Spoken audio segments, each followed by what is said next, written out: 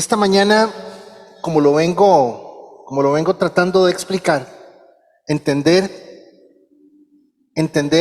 este asunto de la guerra en función de nuestras propias vidas, pues es raro, ¿verdad? Porque usted se pregunta, ¿qué tiene que ver la guerra de Hamás, Israel, la matazón que se está haciendo? ¿Qué tiene que ver eso con nosotros? Y la respuesta es mucho. La respuesta es mucho. ¿Por qué? Tiene que ver mucho porque Pablo, en lo que nos toca, en lo que nos viene hablando, Pablo de alguna manera nos explicó desde el versículo 27, desde el verso 27, con respecto a Israel. Cuando se refiere Pablo a este Israel, se refiere al Israel étnico. ¿Qué significa étnico? Al pueblo, a la gente, a Israel, a los israelitas.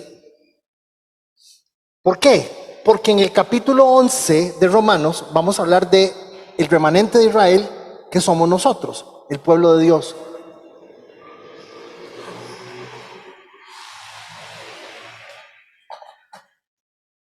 Para Dios, el pueblo de Israel, para Dios el Israel es uno, nosotros, la iglesia, y los judíos que quieran entregarle su vida a Cristo.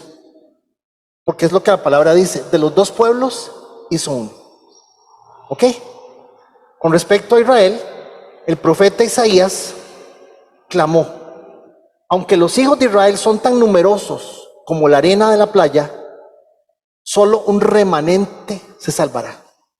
¿Oye? O sea, en lo que venimos estudiando, lo que venimos leyendo, lo que venimos juntos tratando de avanzar, Pablo dice que en este momento hay 9 millones de judíos en territorio israelí, no en el mundo,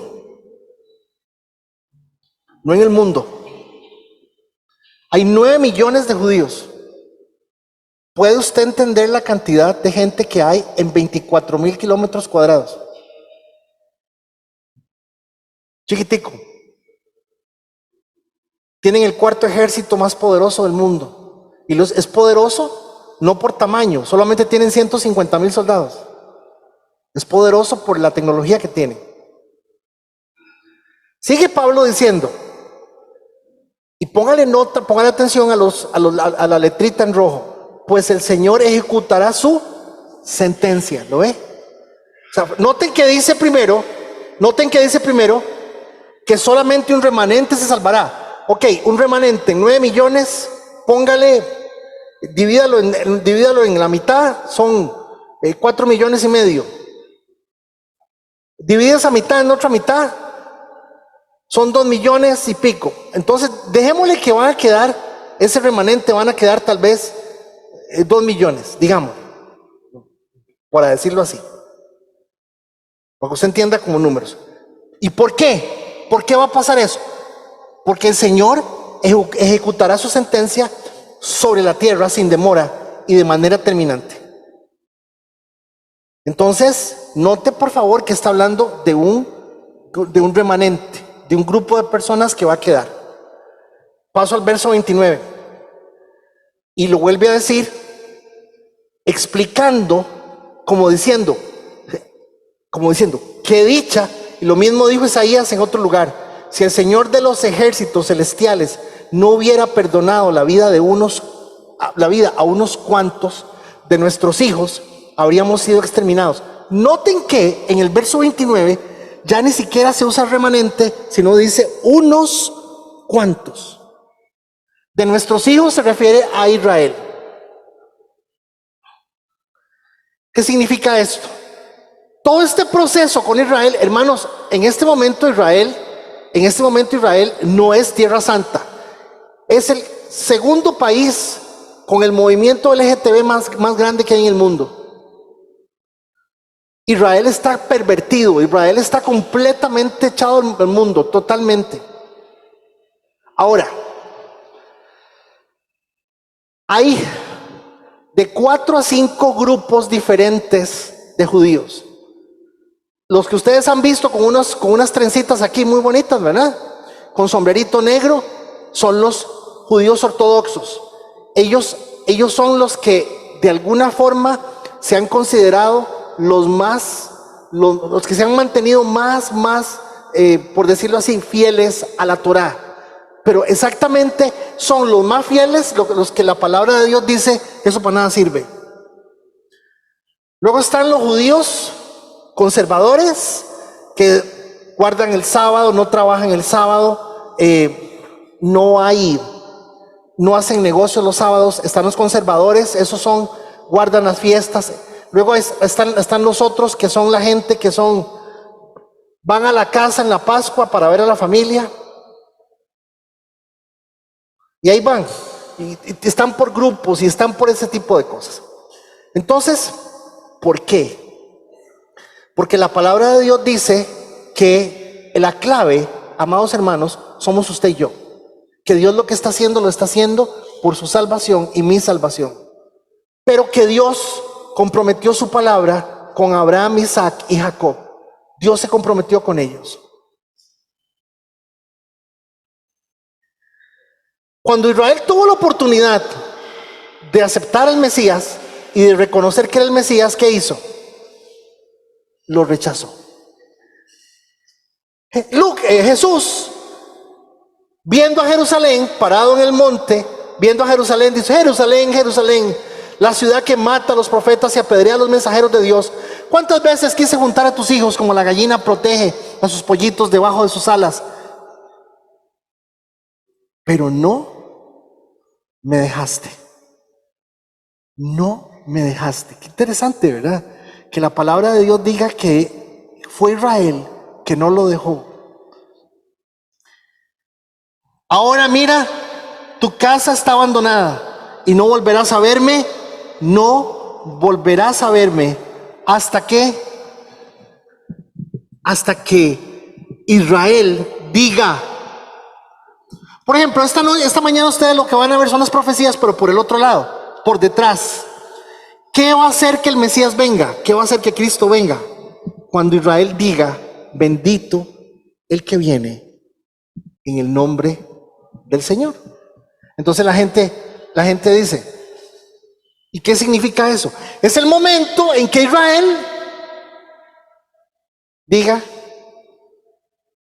uy, ¿qué hicimos? Y van a llamar al Mesías.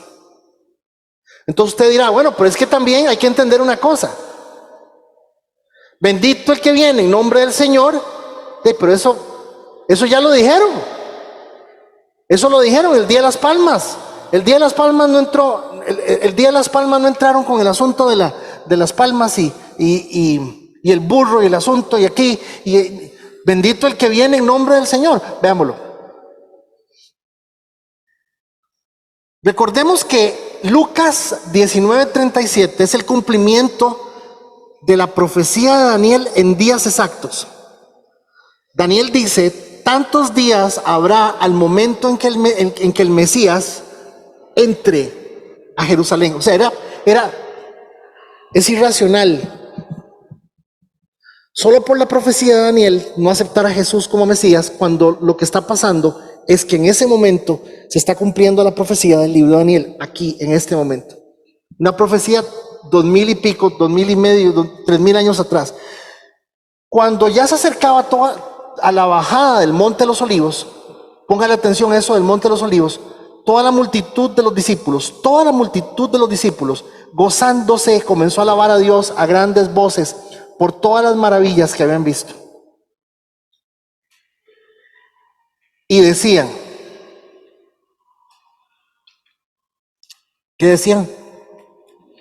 Bendito el Rey que viene en el nombre del Señor. Paz en el cielo y gloria en las alturas. Ahí está, se llama la invocación mesiánica, así se llama. No hay un judío en el mundo que no se sepa de memoria ese salmo.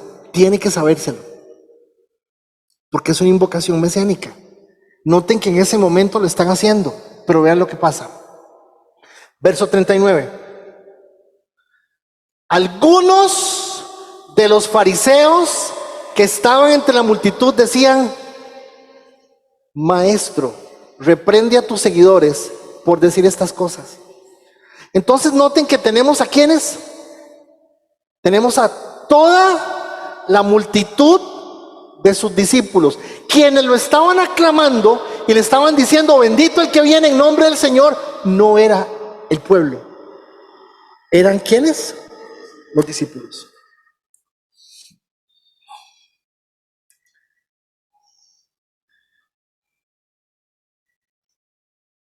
De hecho, la escena anterior a esta es el momento en que se comete el pecado sin perdón. Dice la Biblia que todo pecado que el hombre cometa le será perdonado, pero hay un pecado que nunca se le va a perdonar al hombre, que es el pecado de la blasfemia contra el Espíritu Santo. Ya lo habían cometido. El pecado, la blasfemia contra el Espíritu Santo, solo se puede cometer una vez y lo puede únicamente juzgar Dios. Y fue Jesús quien lo juzgó, y Jesús dijo, ustedes están blasfemando en contra del Espíritu Santo. Por eso es que ese pecado solamente una vez se cometió y nadie más lo puede volver a cometer. No, pero ¿cómo usted va a decir eso? Una persona que maldice a Dios y que dice cosas feas en contra de Dios, no está blasfemando. Dice, pero no va para el infierno. O sea, la blasfemia contra el Espíritu Santo solo se pudo haber cometido una vez y ya se cometió. Fue el pecado de Israel. Y el pecado de Israel fue por decir que las cosas que Jesús hacía, las hacía por el demonio. Y Jesús se los dijo, lo que ustedes están haciendo es blasfemando en contra del Espíritu Santo. Ahí se cometió el pecado y de ahí venían.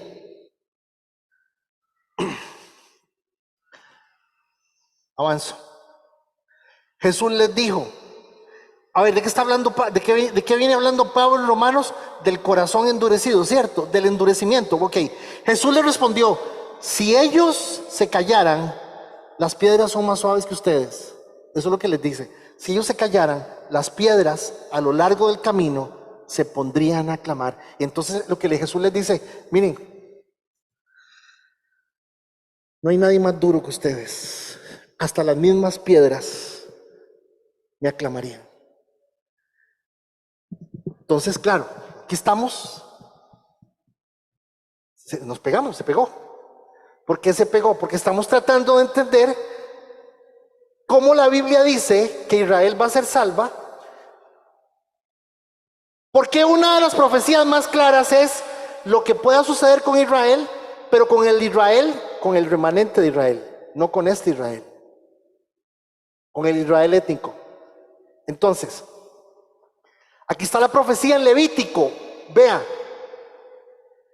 Génesis, Éxodo, Levítico. O sea, quiere decir que esto es viejo.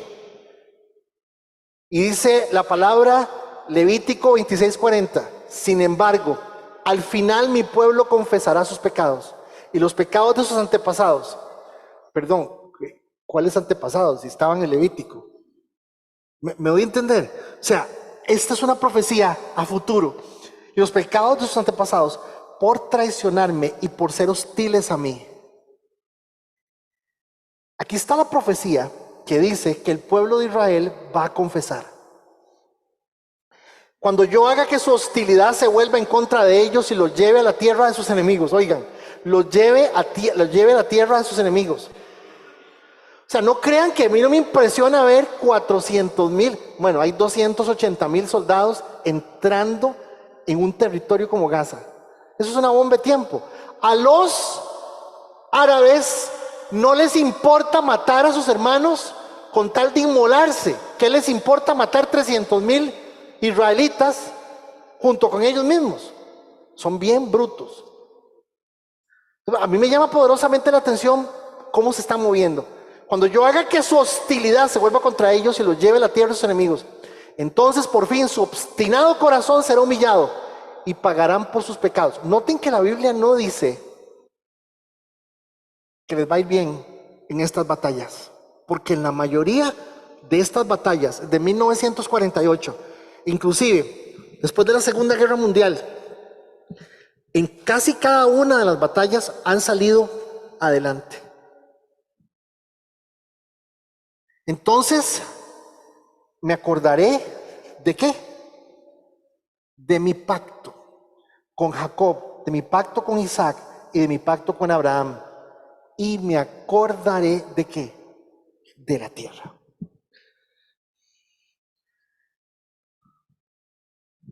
Entonces el conflicto que hay en este momento entre Hamás, palestinos, Israel es por tierra. Número uno, el conflicto que hay entre Israel, Hamás, Palestina, los árabes, número uno, es por la existencia del pueblo de Israel. Como lo dijo claramente el portavoz de Hamás, yo se los pasé, creo que por el fue en Facebook, que me llamó poderosamente la atención. El portavoz de Hamás dice: nosotros queremos ver exterminado a Israel.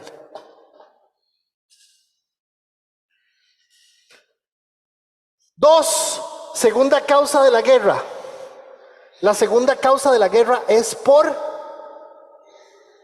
tierra, y la tercera es religiosa.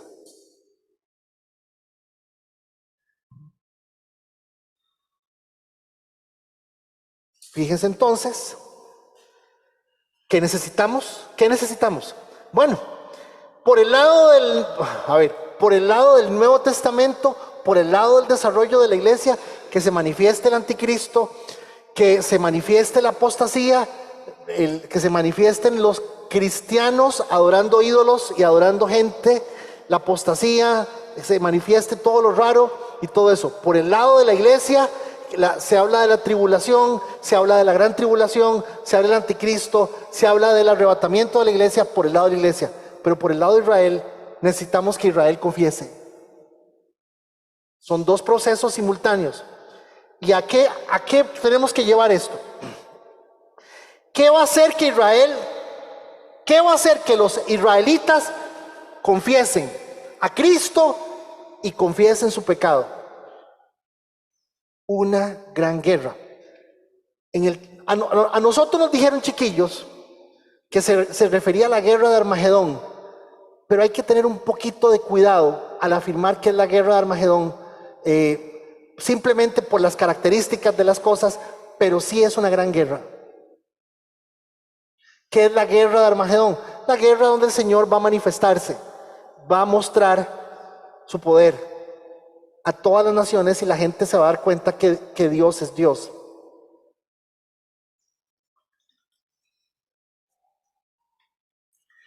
¿Qué características tiene esta guerra contra Hamás? Muy parecidas, por eso es que estamos conversando de esto. ¿Qué va a hacer que Israel deje su cabezonada, su orgullo, su homosexualidad, sus porquerías y confiesen al Señor? Una guerra. Una gran guerra. Vamos. Oseas 5, 14 y 15. El mismo Dios: yo atacaré a Israel y a Judá con la misma furia de un león. Los agarraré y los haré pedazos, y no habrá quien los salve. Luego los dejaré por un tiempo. Oigan, los dejaré por un tiempo y esperaré a que se arrepientan.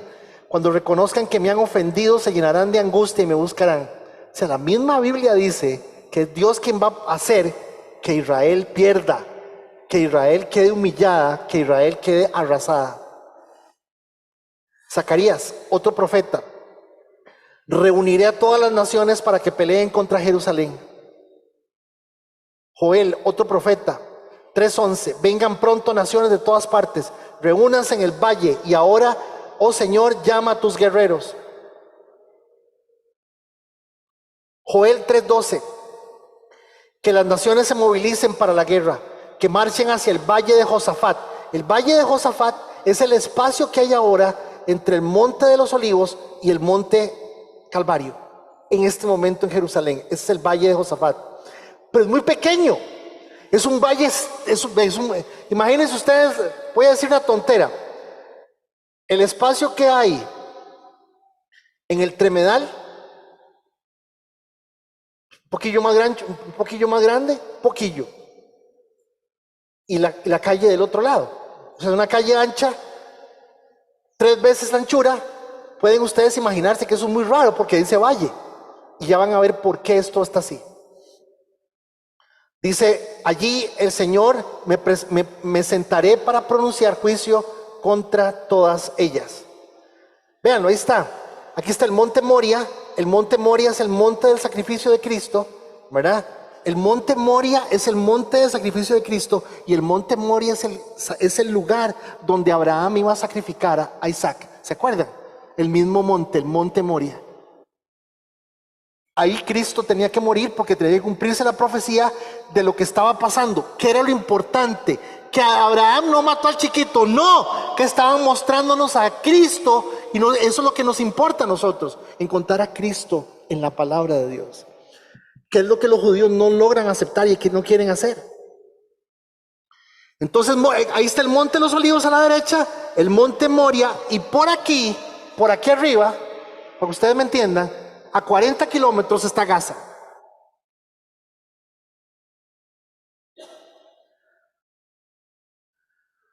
¿Qué va a decir CNN en ese momento? Lo va a decir así, porque así lo dice la Biblia.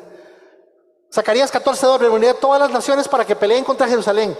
La ciudad será tomada, las casas saqueadas, las mujeres violadas. La mitad de la población será llevada al cautiverio y al resto la dejarán entre ruinas de la ciudad. Vean qué interesante esta profecía de 14:12. Es una profecía que nos muestra, que nos enseña. Papi, súbame el volumen aquí un poquito, por favor. ¿Qué nos muestra? Pero un toquecito, papá, por favor. Un poquito de algo parecido a lo que se está dando ahora. ¿Qué es lo que nos están diciendo? Que Israel no va a ganar. Usted no se esté fijando en si Israel le va bien. Es el día que Israel no gane, algo está pasando. ¿Por qué? Vea. Vean la claridad de esta profecía. Zacarías 13:8. 2/3 de los habitantes del país serán cortados y morirán. Dice el Señor, pero quedará 1/3 en el país. 1/3.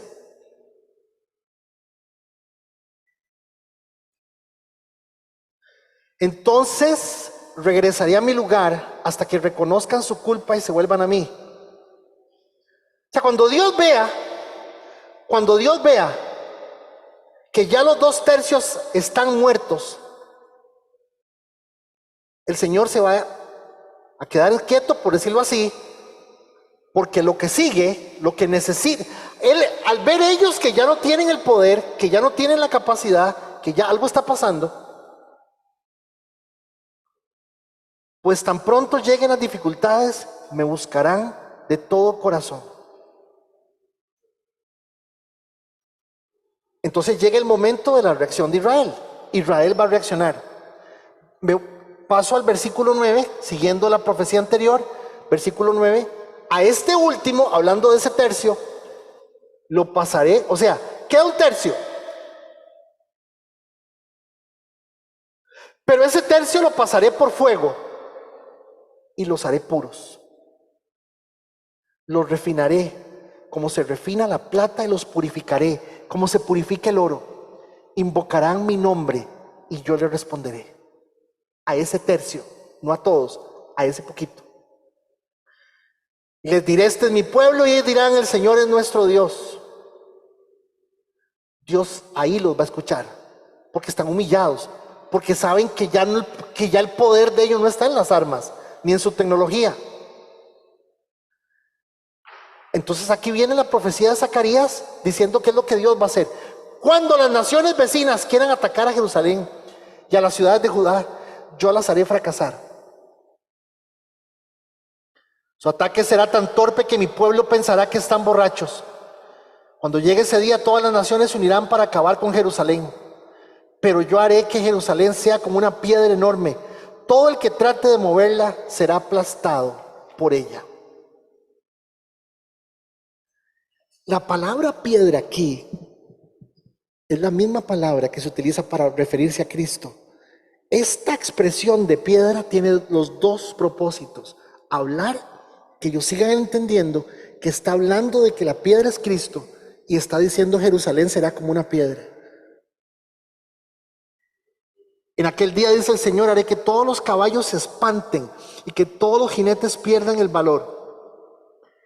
Vigilaré a la gente de Judá, pero cegaré los caballos de sus enemigos.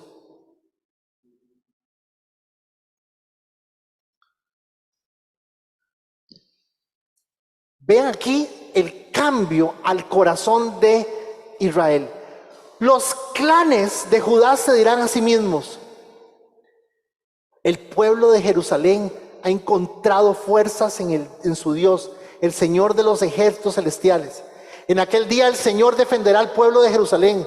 El más débil entre ellos serán tan poderosos como el rey David, y los descendientes reales serán como Dios mismo, como el ángel del Señor que va delante de ellos. Pues en aquel día comenzaré a destruir a todas las naciones que ataquen a Israel. Pero ponga atención que ese es el momento en que Israel está en ruinas, saqueada, disminuida.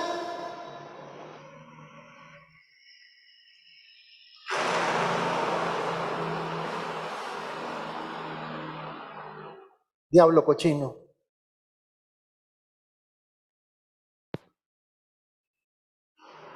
Ahora sí, 14:3. Luego el Señor saldrá a pelear contra las naciones.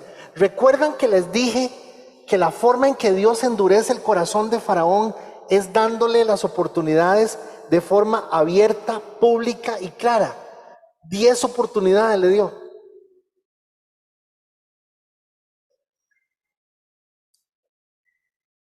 Vean. Luego el Señor saldrá a pelear contra las naciones como lo hizo en tiempos pasados. En aquel día sus pies estarán sobre el monte de los olivos, el oriente de Jerusalén. Entonces el monte de los olivos se partirá. Recuerden que les dije que el monte es muy pequeño en comparación del monte Moria, que es un pedazo pequeño. Vean.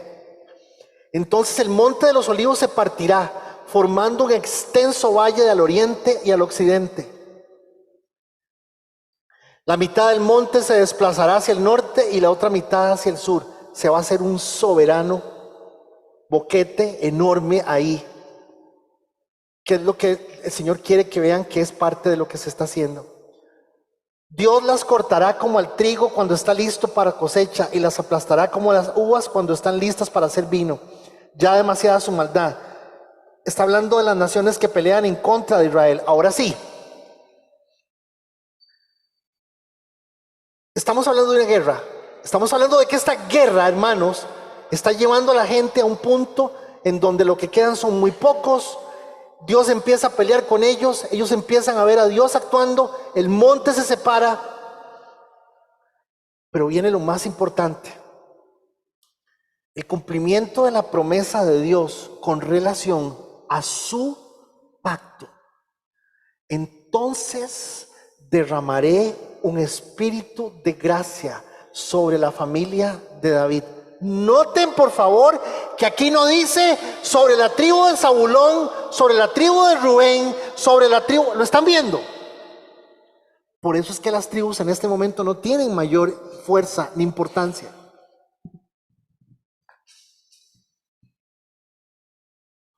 ¿Por qué? Ya van a ver por qué. Entonces derramaré un espíritu de gracia y oración sobre la familia de David, sobre los habitantes de Jerusalén. Me mirarán a mí, a quien traspasaron, y harán duelo. ¿Quién es ese? Cristo. ¿A quién van a volver la mirada esta gente? Este es el momento en que cuando Dios les abra los ojos, ellos van a hacer así: ¿qué clase de estupidez hemos hecho? Y harán duelo por él, como por un hijo único. Se lamentarán amargamente como quien llora la muerte de un primer hijo varón. Zacarías 12:11. El dolor y el luto en Jerusalén serán tan grandes como el duelo por Adad Rimón en el valle de Megiddo. Zacarías 12:2. Todo Israel hará duelo. Todo Israel son los 4 gatos de los cuales estamos hablando.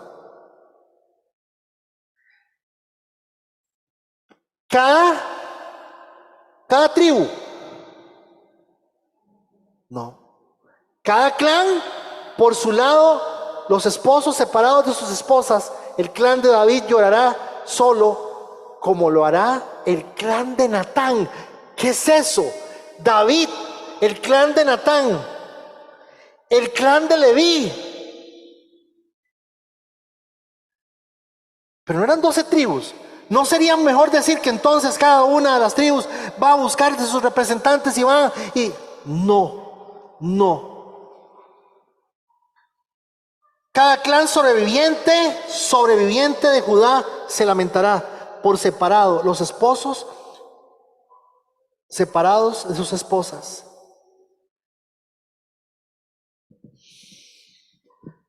Cuando Jesús vino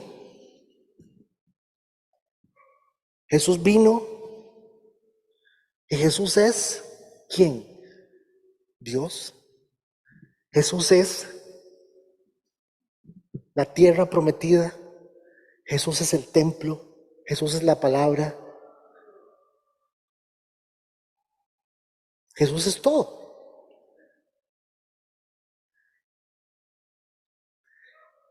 Por favor, noten que les dije que en el momento en que Jesús va en el burro, entrando a Jerusalén, le tiraron palmas. Bendito el que viene en nombre del Señor. Los discípulos. Pero el pueblo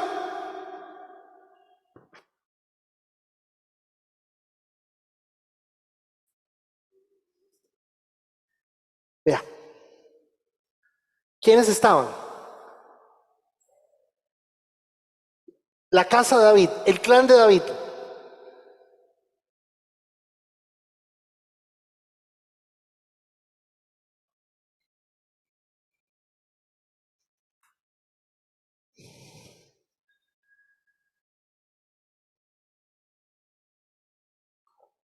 La casa de Natán. La casa de Leví. Ahora sí está raro. ¿Por qué? Bueno, primero porque hay que entender una cosa. Cuando Jesús vino a esta tierra, sí, Él vino como Mesías, pero también vino como rey. Él es el rey. Jesús vino como profeta y Jesús vino como sacerdote. Acuérdense que en Cristo se cumplen los tres oficios: el de rey, el de profeta y el de sacerdote. Acuérdense. Porque esto no se trata de Israel, se trata de usted y de mí. Se trata de la salvación.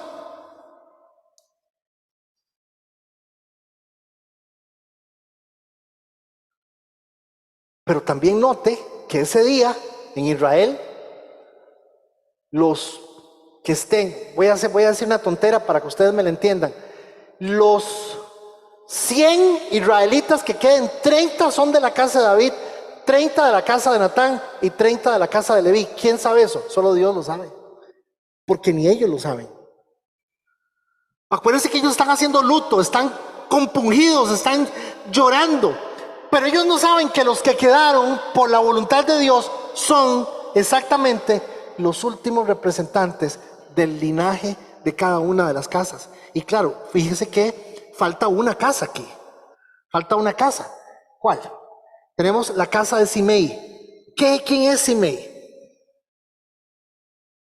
Ahí están las citas, segunda de Samuel 16, 5 al 13. Simei es un hombre que cuando David entra a Jerusalén, montado en su caballo blanco, como rey, 40 años después de que lo ungen como rey,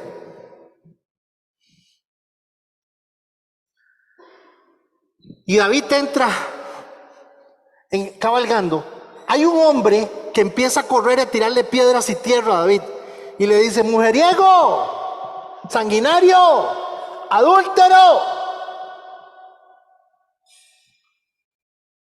Simei. Abner, el general del ejército, le dice a David: le corto la cabeza a ese perro. Y David le dice estas palabras: déjelo que me insulte, Por algo Dios lo tiene haciéndome eso. Entonces, ¿quiénes estaban? Los profetas, los sacerdotes, los reyes y el pueblo. Son 130. ¿Qué van a hacer? ¿Qué van a hacer esos 130? Ahí lo tengo todo junto. Ahí está. La casa de Simei representa el pueblo, la calle que negó al maestro. Ubíquese. Están en una guerra, están peleando, y en ese momento, en ese preciso momento,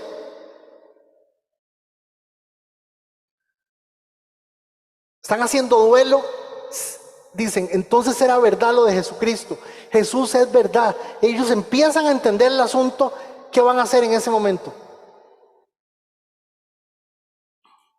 Algunos teólogos dicen que es el momento del arrebatamiento, cuando ellos llaman al Mesías. Pero es interesante, ¿no? Ellos van juntos como pueblo. Aunque me rodearon naciones, noten qué interesante este salmo. Aunque me rodearon naciones hostiles, las destruí a todas con la autoridad del Señor. Así fue que me rodearon y me atacaron, pero las destruí a todas con la autoridad del Señor. Me rodearon como un enjambre de abejas, se enardecieron contra mí como un fuego crepitante, pero las destruí a todas con la autoridad del Señor. Mis enemigos hicieron todo lo posible para matarme. El Señor es mi fuerza y mi canción, me ha dado la victoria. Y noten exactamente lo que tienen que decir. Bendito el que viene en el nombre del Señor. Desde la casa del Señor. ¿Desde dónde? Desde la casa del Señor lo bendecimos. ¿Qué pasa en ese momento? Ustedes subirán por ese valle porque llegará hasta Asal. Así es, subirán como los hicieron durante el terremoto de los días de Usías, rey de Judá. Entonces vendrá el Señor mi Dios y todos sus santos con él. Ese es el momento en el cual inicia el final de esto. Porque el Señor viene, ahora sí, Israel lo está llamando. Claro, entiendan una cosa. Lo que está haciendo que ellos crean es lo que los va a salvar. Este es ese preciso momento. Y claro, fíjense ustedes que Pablo lo explica como un misterio. Mis amados hermanos, quiero que entiendan este misterio para que no se vuelvan orgullosos de ustedes mismos. Parte del pueblo de Israel tiene el corazón endurecido, pero eso solo durará hasta que se complete el número de gentiles que aceptarán al Señor. Voy a decir una cosa muy tonta, pero ustedes me van a entender. Mientras allá están en guerra, aquí estamos contando. 1.223.000.224, 25, 26, el último. Y empieza en Israel a pasar esto. Esto es lo que Pablo está explicando. Y esto es lo importante de entender.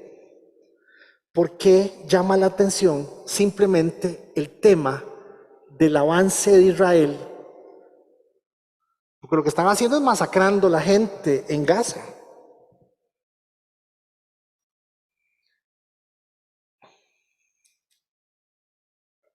Lo que están haciendo es duro, es difícil. Pero lo han hecho 2 veces. Y cada vez que dejan vestigios de árabes cerca de los israelitas, lo que tratan es de matarlos. Entonces yo le pregunto a usted, ¿usted está entendiendo todo lo que Dios hace para poder salvarlo a usted, salvarme a mí?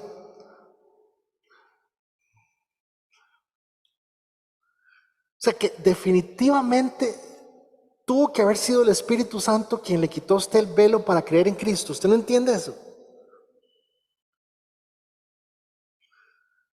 O sea, para que Israel se salve. Bueno, acuérdense, cuando yo digo este Israel me refiero a los 4 gatos que queden. Para que Israel se salve.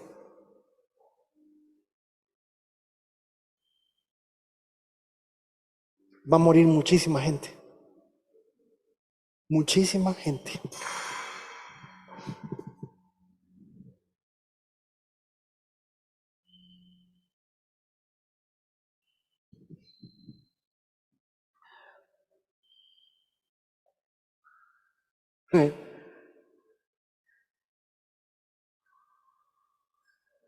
Y entonces Pablo, Romanos 11:26, me voy para el capítulo 11 para aclararlo, después lo vamos a ver porque tenemos que pasar por ahí.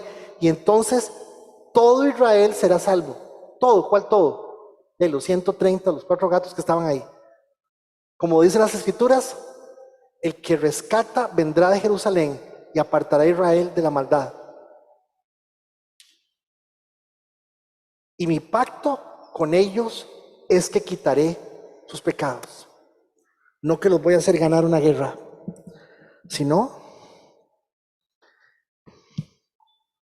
¿termina aquí? No. Los siguientes versículos, que los vamos a ver de hoy en 8, si Dios quiere y usted se apersona en este lugar, va a terminar entendiendo cómo dio vuelta todo esto. Pero está claro, esta es la forma, viendo desde el punto de vista de los judíos, de cómo va a ser el desenlace. Y por qué es importante ponerle atención. Es que Israel es el pueblo de Dios. El pueblo de Dios somos nosotros. El pueblo de Dios somos nosotros y los judíos convertidos. Una de las cosas que hay que entender, hermanos, es esta.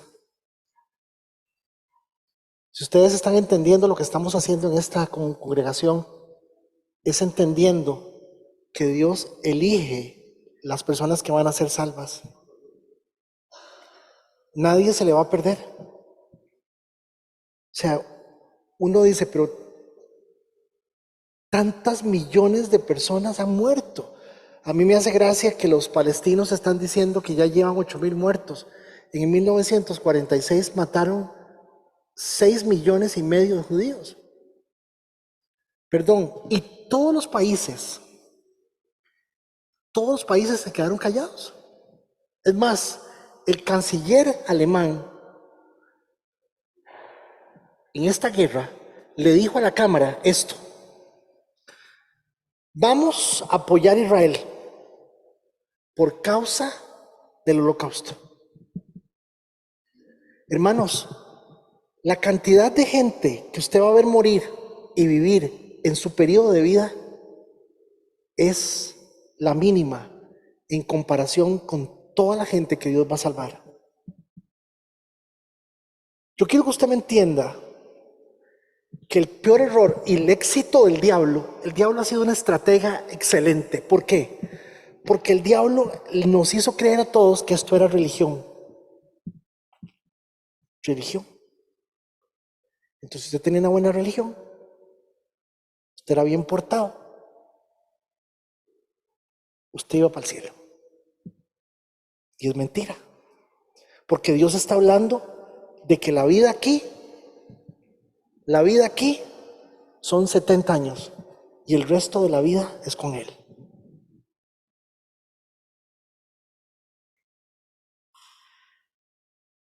Esto es bien interesante, hermanos, y lo más interesante, por decirlo así,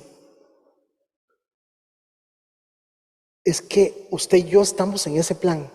Su nombre y el mío, acuérdense que su nombre y el mío están siendo escritos desde 1950. ¿Qué año naciste, Tista?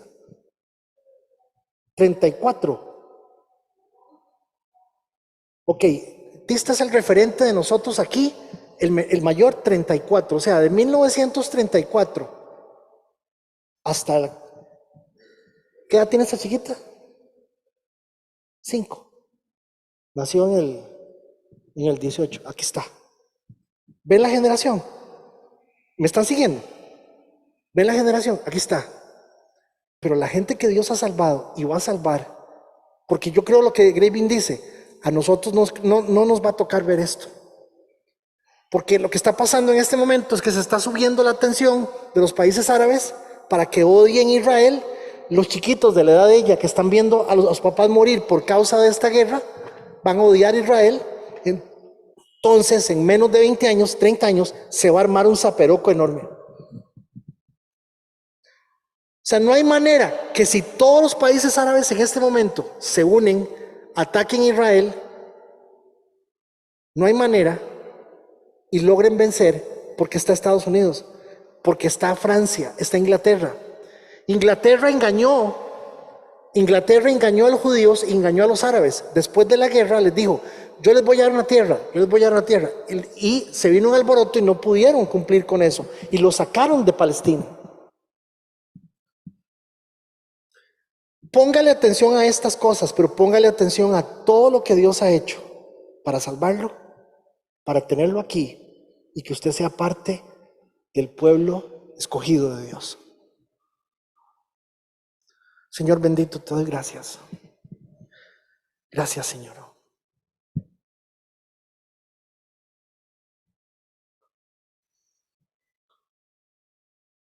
Que alguien, Señor, pueda entender que hasta tu propio pueblo, el pueblo que ha visto milagros, vio la nube, vio el Mesías, va a tener que entregar su corazón a ti, Señor. Hasta tu propio pueblo.